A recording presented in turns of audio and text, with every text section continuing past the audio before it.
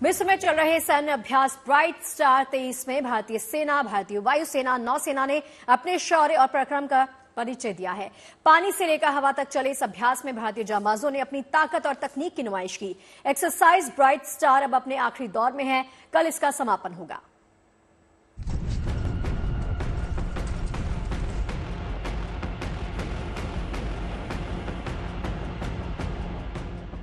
Cairo की सरजमी पर हिंदुस्तान के जवानों का शौर्य,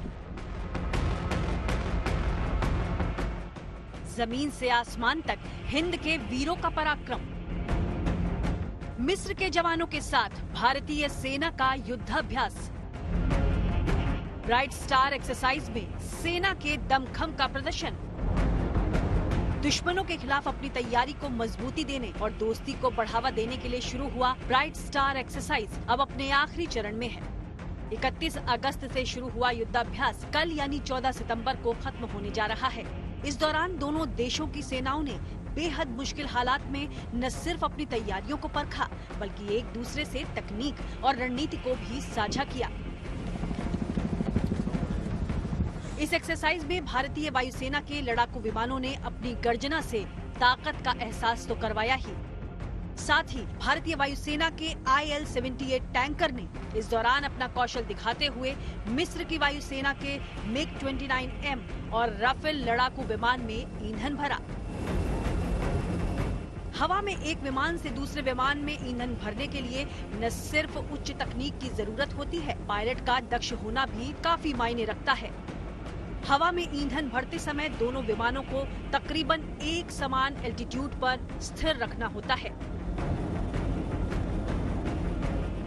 भारतीय वायुसेना की टुकड़ी में 5 MiG-29, 2 IL-78, 2 C-130 और 2 C-17 विमान शामिल हैं।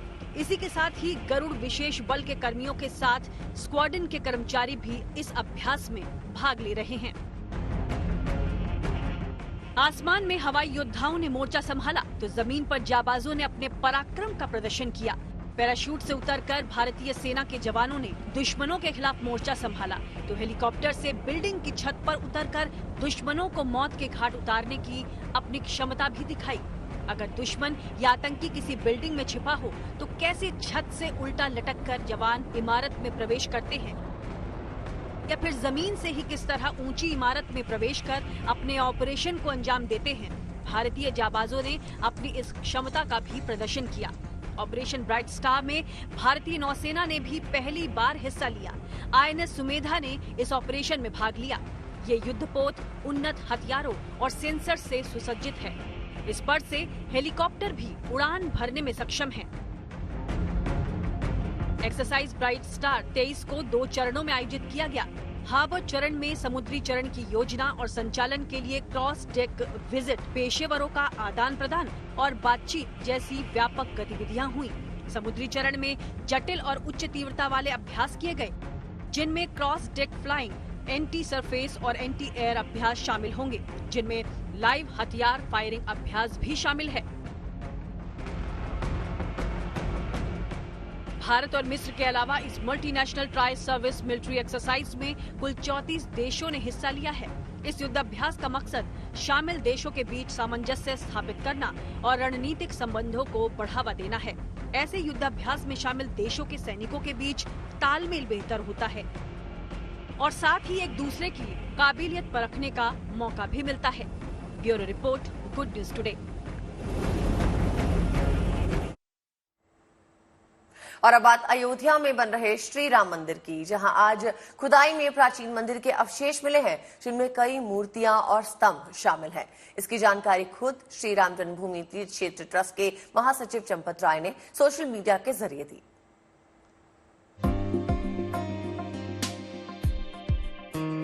श्री राम जन्मभूमि पर खुदाई में मिले मंदिर के अवशेष।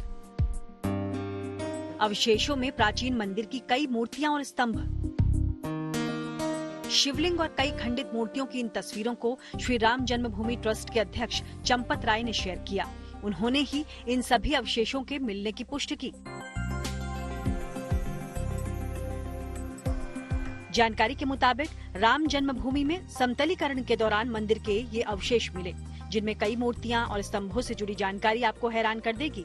इनमें साल 1992 में मिले अवशेष भी शामिल हैं।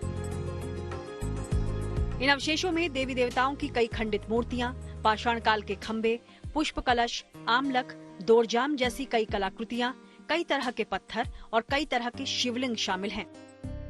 ये सभी अवशेष मंदिर परिसर में सुरक्षित रखे गए हैं। यही नहीं, रामलला के भक्तों को इनके दर्शन का भी मौका दिया गया है, इसलिए इन्हें फिलहाल गैलरी में ही रखा गया है। वैसे खबर ये भी है कि आने वाले समय में श्री राम जन्मभूमि ट्रस्ट राम मंदिर परिसर में ही एक म्यूजियम तैयार करेगा, जहां इन अवशेषों को रखा जाएगा ताकि श्रद्धालु इनके दर्शन कर सकें। बहरहाल इन अवशेषों की जानकारी ऐसे वक्त में मिली है जब अयोध्या में भव्य श्री राम मंदिर आकार ले चुका है। रामलला की प्राण प्रतिष्ठा वाली तारीख समेत मुख्य अतिथि भी तय हैं। बस इंतजार है तो रामलला के दर्शन का। Bureau report, good news today. पिछले दिनों मशहूर मोटिवेशनल स्पीकर जया किशोरी राजस्थान के कोटा में थी। यहां वो मोशन एजुकेशन के द्रोणा 2 कैंपस में एक टॉक शो में दिखी। इस मोटिवेशनल टॉक शो के दौरान जया किशोरी ने बच्चों को पढ़ाई पर ध्यान देने के साथ साथ अपनी तमाम कमियों को समझने पर जोर देने के लिए कहा। यही नहीं, पढ़ाई लिखाई का दबाव, स्टूडेंट्स और उनके माता पिता के संबंध, जिंदगी के सफर में आगे बढ़ने को लेकर भी जया किशोरी कुछ खास बातें शेयर करती हुई दिखी गई हैं।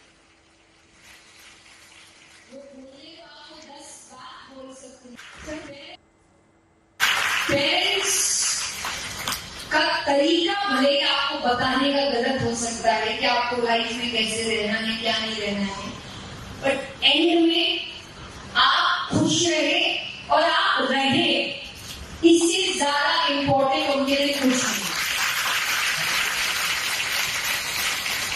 वो बोलने को आपको 10 बात बोल सकते हैं, एक खरोच लगती है ना, उनकी बात हो जाती है। वो बोलने को 10 बोल सकते हैं, लेकिन जहां आपको कुछ हुआ, थोड़ी सी खरोच आई, आप बीमार पड़े, उनकी बात हो जाती है। सच ये है, तो इस बात को ध्यान रखना। उनको सामना करना, आपको दुनिया का डर होना चाहिए। अपने माँ बाप से कैसा डर?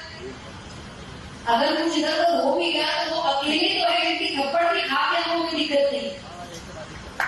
कि क्या करेंगे, ज्यादा से ज्यादा 2 थप्पड़ मार लेंगे, फेल हो जाए, खा लेंगे, अपना घर है, अपने माँ बाप में, दूसरे के माँ बाप थोड़ी है। 2 थप्पड़ मारेंगे, वही आके वापस रोएंगे आपके पास कि मुझसे गलती हो गई। तो प्लीज ध्यान रखिए, आपके माँ बाप से ज्यादा आपसे प्यार। तो अगर आप लड़के आ भी गए, आप यहाँ सक्सेसफुल नहीं भी हुए, आप आराम से उनका सामना कर सकते हैं, कोई और चीज ट्राई कर सकते हैं। तो ज्यादा से ज्यादा कुछ समय के लिए नाराज होंगे, डांटेंगे, फिर ठीक हो जाएंगे। वो माँ बाप है, उन्होंने पैदा किया है आपको, और आई थिंक वो लास्ट जनरेशन है जिन्होंने अपनी पूरी जिंदगी अपने बच्चों को दी। हम नहीं देंगे, ये हम जानते हैं। करेक्ट? हमारे अभी से ही हम कहते हैं ना कि, और जो ठीक है, सही है कि अपने ड्रीम्स को भी फॉलो करना है। बच्चे होने का मतलब अपने ड्रीम को खत्म करना नहीं होता है, ये हमने समझ लिया। पर हमारे पेरेंट्स ने अपने ड्रीम्स को मार कर हमको खुशी से रखा, यानी वो आपसे कितना प्यार करते हैं। तो थोड़ा बहुत अगर वो नाराज हो भी जाते, डांट भी देते, सुन लो, कौन सी बड़ी बात है, दुनिया की सुन रहे हो। तो इसीलिए आपको जरूरी है कि आप बच्चों को खुद की गलतियां खुद करने दीजिए, खुद गिरने दीजिए, खुद उठने दीजिए, जब तक आप सामने ही। क्योंकि याद रखना, अगर अपने सामने उसको गिरने नहीं दोगे, उसको गलतियां नहीं करने दोगे, आपके जाने के बाद करेगा, और तब तो कोई उठाने वाला भी नहीं और गिराने वाले नहीं। गिर गया और धक्का मार के और नीचे गिरा गया। अपने सामने उनको गलतियां करने दीजिए, मत टोकिए बीच बीच में, ये मत करो, वो मत करने दो। एडवाइस दो अपनी कि हाँ, हमें लगता है ये सही है, ये गलत है, बाकी तुम देखो तुमको क्या करना है। एक बार गिरेगा, 2 बार गिरेगा, तीसरी बार अपने आप अकल आएगी क्या करना है। यही तो काम है माँ बाप को, उसको अकल आनी चाहिए बस आपके सामने। तो मैं हमेशा ये बात कहती हूँ कि माँ बाप का फर्ज ये नहीं है कि बच्चों की शादी करवा दें, वो खुद भी कर सकते हैं, और आजकल कर ही रहे हैं, किसी को जरूरत पड़ नहीं रही थी। तो माँ बाप का फर्ज है कि बच्चों को इतना काबिल बनाएंगे कि आपके जाने के बाद भी वो अपनी जिंदगी अच्छे से निकाल सके। ये आप उसमें फोकस करें। मुंबई समेत पूरा महाराष्ट्र गणपति के स्वागत के लिए तैयार है। बस तैयारियों को आखिरी रूप दिया जा रहा है।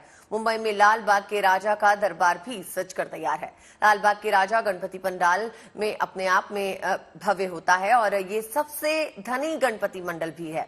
बड़े बड़े सितारे और नाम हस्तियां गणेश उत्सव के दौरान लाल बाग के राजा का आशीर्वाद देने पहुंचते हैं। इस बार भी वहां भव्य पंडाल लगाया जा रहा है।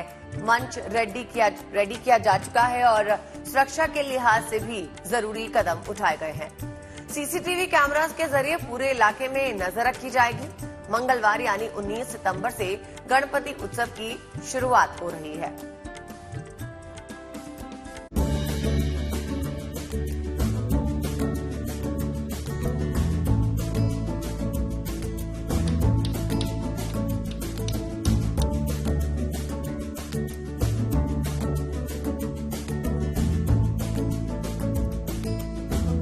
महाराष्ट्र में गणेश उत्सव की तैयारियां जोरों पर है। बप्पा के स्वागत के लिए अलग अलग गणेश पंडाल जुटे हुए हैं। मुंबई के लाल बाग के राजा की महिमा अपरंपार मानी जाती है, लिहाजा यहां भव्य तैयारी की जा रही है। मुंबई के लालबाग इलाके में पिछले 90 साल से लालबाग के राजा को बिठाया जाता है और उनकी पूजा अर्चना की जाती है। लालबाग के राजा को मन्नतों के राजा के नाम से भी जाना जाता है और यहाँ पे ये मान्यता है कि जो भी लोग श्रद्धा पूर्वक बप्पा से जो भी चीज मांगते हैं वो उनको मिल जाती है।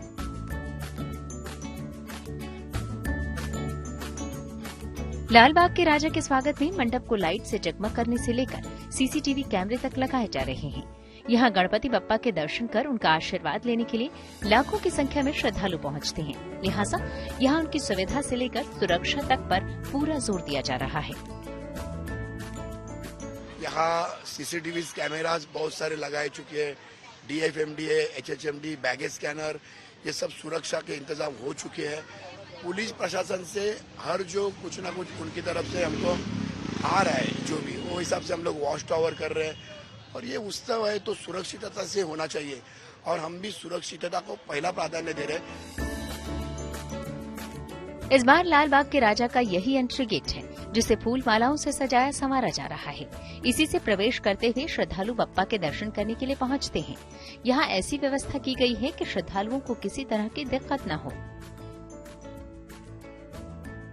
कतारें लगती हैं यहाँ पे लोग जो हैं वो पहुँचते हैं और अपनी बारी का इंतजार करते हैं कि कब वो बापा के चरणों में अपना सर को नमन कर सके और उनसे आशीर्वाद ले सके। वहीं इस साल लालबाग के राजा हो या फिर पूरा महाराष्ट्र हो, उनके लिए एक बड़ा साल है, क्योंकि छत्रपति शिवाजी महाराज के राज्य अभिषेक को 350 साल पूरे हो चुके हैं।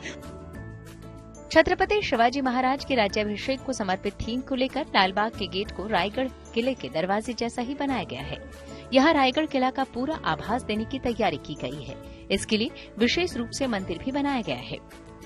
हर साल जो गेट होता है लालबाग का राजा का, वो बेहद अलग होता है बाकी सारे गणेश पंडालों से। इस साल भी कुछ इसी तरीके का नजारा दिख रहा है। ये पूरा गेट जो है वो रायगढ़ के किले के हिसाब से डिजाइन किया गया है। जितने भी भक्त पूरे देश से या मुंबई से या महाराष्ट्र से पहुंचते हैं वो इसी गेट से एंट्री करते हैं और ये सबसे अद्भुत नजारा होता है। वहां अगर आप देखेंगे तो किस तरीके से रायगढ़ महल पे ऊपर तोपें रखी जाती थी, वो तोपों का भी यहाँ पर रखा गया है, उसको उस तरीके से बनाया गया है। तो इस साल का जो थीम है लालबाग का राजा का, वो छत्रपति शिवाजी महाराज का जो किला था रायगढ़, उस पे बनाया गया है। लालबाग इलाके में पूजा के सामानों की एक विशेष दुकान भी है। गुरुकृपा नाम की ये दुकान 75 साल से यहाँ है। ये दुकान विठोबा जाधव को विरासत में मिली है, जिसे ये अपने बेटों के साथ मिलकर चला रहे हैं। ये साल में बहुत ज्यादा उसको सजावट का, सब अगरबत्ती का, भगवान के लिए लगता है सामान, वो बहुत। मुंबई के नया गांव परिसर में स्थित स्प्रिंग मिल जोर शोर से चल रही है। समय के साथ मुंबई से मिल और मिल होते चले गए, लेकिन मिल मजदूरों की स्थापित किए गए गणपति बड़ी धूमधाम से होती है। स्प्रिंग मिल स्थापना 1957 में हुई थी और मिल मजदूरों की ये चौथी पीढ़ी इस परंपरा को। गणेश जी के तो वैसे कई नाम हैं और उन नामों में से एक है विघ्न। गणेश जी अपने भक्तों के कष्ट और विघ्न हर लेते हैं और इसी उम्मीद के साथ इस साल भी गणेश जी की आने की तैयारी बड़े ही जोर शोर से शुरू है। 68 साल से ये मिल मजदूरों की हमारी चौथी पीढ़ी यहाँ पे कार्यरत है और जो उत्साह परंपरा वो कायम रख के ये हम गणेश उत्सव मनाने जा रहे हैं। इस साल हमने नया कंसेप्ट निकाला, इको फ्रेंडली। आप ये सब देखोगे ना, ये बाम्बू, कपड़ा और लकड़ी की पट्टी, इसके हिसाब से ये पूरा सजावट कर रहे हैं। तो इको फ्रेंडली कंसेप्ट करके हमने इस साल पश्चिम बंगाल से लगभग 20 से 25 लोग यहाँ पे आ रहे हैं और उनकी कला से ये पूरा गणेश जी का जो मंडप है वो सज रहा है। तैयारियां पूरे जोरों पर है। अब लोग 19 सितंबर का इंतजार कर रहे हैं, जिस दिन से गणेश उत्सव का शुभारंभ होगा। मुंबई से पारस दामा और दीपेश त्रिपाठी के साथ bureau report, good news today. तो देखिए, इस पूरे महोत्सव में सबसे ज्यादा खास बात है देखने वाली, वो है बप्पा यानी गणपति की मूर्ति, जिसे बप्पा मानकर हम घर लाते हैं। विधि विधान के साथ उनकी स्थापना करते हैं, उनकी पूजा करते हैं। गणपति के भक्तों की कोशिश यही रहती है कि मूर्ति ऐसी हो कि उसमें बप्पा की छवि साफ झलके, उनके होने का एहसास जगे।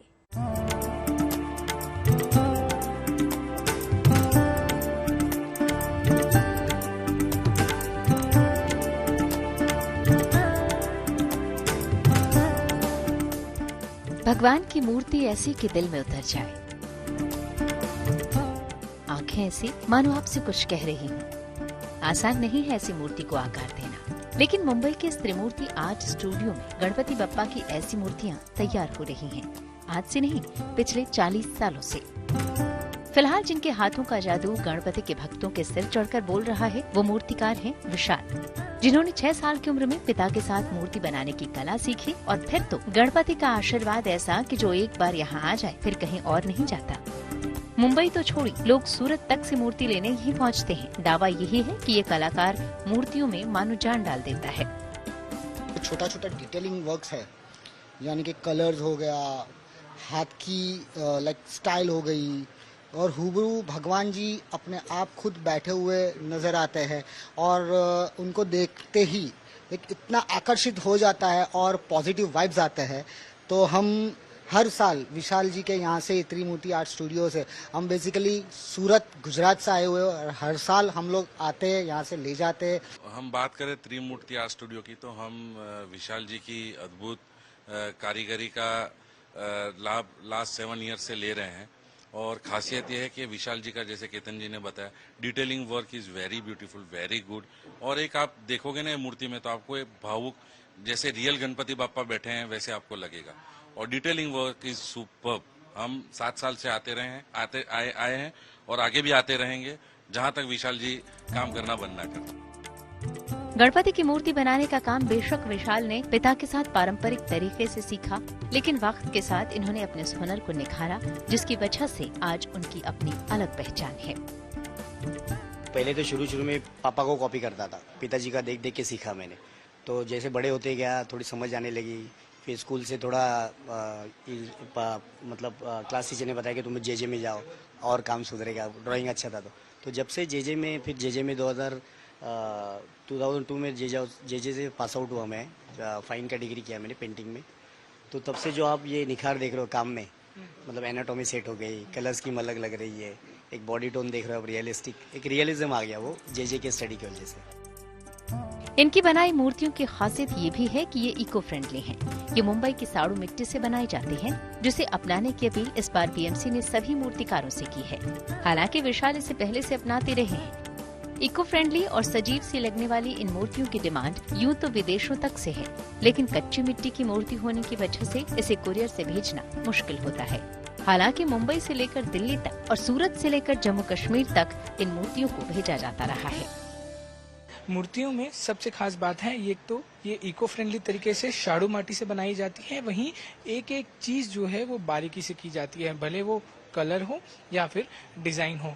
ऐसे में लोग मुंबई हो, महाराष्ट्र हो या मुंबई के अलग अलग इलाके और देश के अलग अलग स्टेट हो, वहां से यहाँ तक पहुँचते हैं और त्रिमूर्ति स्टूडियोज जो और इस कारखाने का नाम रखा गया है। यहाँ पर पहुँचते हैं और अपने बप्पा को यहाँ से ही घर लेके जाते हैं।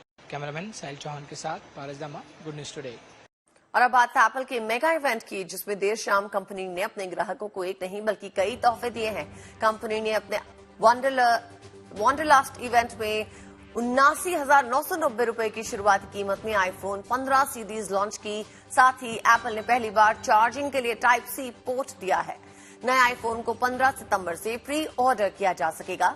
ये प्रोडक्ट 22 सितंबर से मिलने लगेंगे। कंपनी ने नई एप्पल वॉच भी शानदार फीचर्स के साथ लॉन्च की। जाहिर है कंपनी से जो उम्मीद उसके ग्राहकों ने की थी, कंपनी ने उसे करीब करीब पूरा करने की कोशिश की है।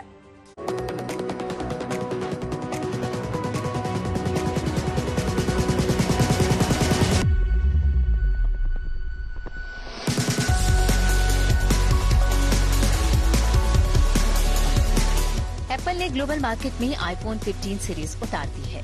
आईफोन 15 सीरीज के तहत कंपनी ने 4 नए आईफोन लॉन्च किए हैं, जिनमें iPhone 15, iPhone 15 plus, iPhone 15 pro और आईफोन 15 प्रो मैक्स है।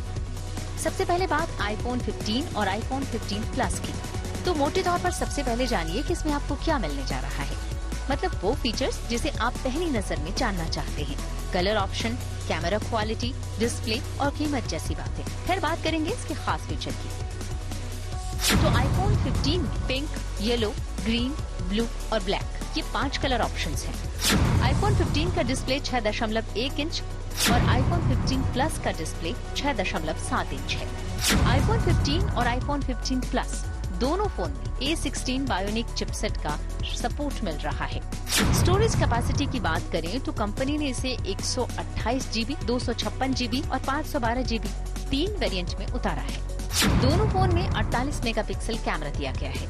ग्लोबल मार्केट में आईफोन 15 की शुरुआती कीमत $799 यानी करीब 66,195 भारतीय रुपए है और आईफोन 15 प्लस की शुरुआती कीमत $899 यानी करीब 74,480 भारतीय रुपए है।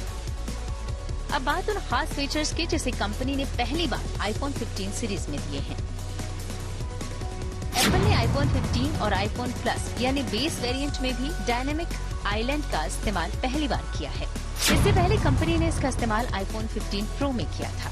कंपनी ने इसमें A16 बायोनिक चिपसेट दिया है जो पिछले साल के प्रो वेरिएंट में मिलता था। इस बार फोन में USB-C चार्जिंग पोर्ट भी शामिल किया गया है। दोनों ही मॉडल में 2nd generation ultra wide band chip मिलती है, जिससे आप आसानी से अपने एप्पल डिवाइसेस को ढूंढ सकते हैं। ड्यूअल कैमरा सेटअप दिया गया है, जिसमें मेन कैमरा 48 मेगापिक्सल का है, जबकि दूसरा 24 मेगापिक्सल का पोर्ट्रेट कैमरा है, जो लो लाइट में बेहतर परफॉर्म करता है। फ्रंट में आपको सेल्फी और वीडियो कॉलिंग के लिए 12 मेगापिक्सल का कैमरा मिलेगा। आईफोन 15 प्रो और आईफोन 15 प्रो मैक्स की बात करें तो ये पिछले साल के प्रो मॉडल जैसे ही दिखते हैं। हालांकि इसमें भी कुछ बड़े बदलाव किए गए हैं। इसमें तेजी से डाटा ट्रांसफर करने और चार्जिंग के लिए USB-C पोर्ट दिया गया है। इसके अलावा कंपनी ने पहली बार आईफोन 15 प्रो में A17 बायोनिक चिपसेट का सपोर्ट दिया है। इसमें टाइटेनियम बॉडी का इस्तेमाल किया गया है। इसमें बेजल को भी कम किया गया है, जिसकी वजह से आपको ज्यादा बड़ी स्क्रीन मिलेगी। आईफोन 15 और 15 प्लस के लिए प्री ऑर्डर 15 सितंबर से शुरू होंगी, जबकि इनकी सेल 12 सितंबर से शुरू होगी। भारत में इनकी कीमत की बात करें तो आईफोन 15 की शुरुआती कीमत 79,900 रूपए, आईफोन 15 प्लस की शुरुआती कीमत 89,900 रूपए, आईफोन 15 प्रो की शुरुआती कीमत 1,34,900 रूपए है। वहीं आईफोन 15 प्रो मैक्स की शुरुआती कीमत 1,59,900 रूपए है। भारत में आप इन्हें एप्पल की आधिकारिक वेबसाइट, अमेजन और एप्पल स्टोर से खरीद सकते हैं। एप्पल ने अपने वंडरलस्ट इवेंट में एप्पल वॉच सीरीज 9 भी लॉन्च की। एप्पल वॉच सीरीज 9 के साथ डिजिटल क्राउन दिया गया है। इसमें S9 चिपसेट दिया गया है, जिसे अब तक का सबसे पावरफुल चिपसेट बताया जा रहा है। इसमें डबल टैप फीचर दिया गया है। इसकी मदद से आप कॉल रिसीव कर सकते हैं। इसमें जेस्चर कंट्रोल दिया गया है, मतलब आप इसे उंगली हिलाकर भी कंट्रोल कर सकते हैं। इसकी शुरुआती कीमत $399 यानी करीब 30,064 रूपए है।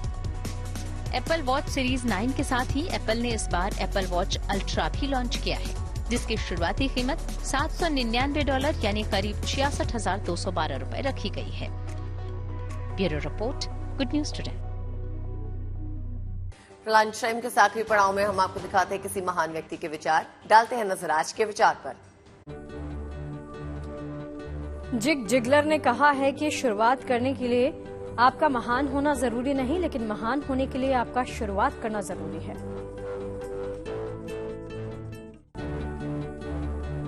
उम्मीद है खबरों के इस लंच टाइम में आपको पेट भर जानकारियां मिली होंगी।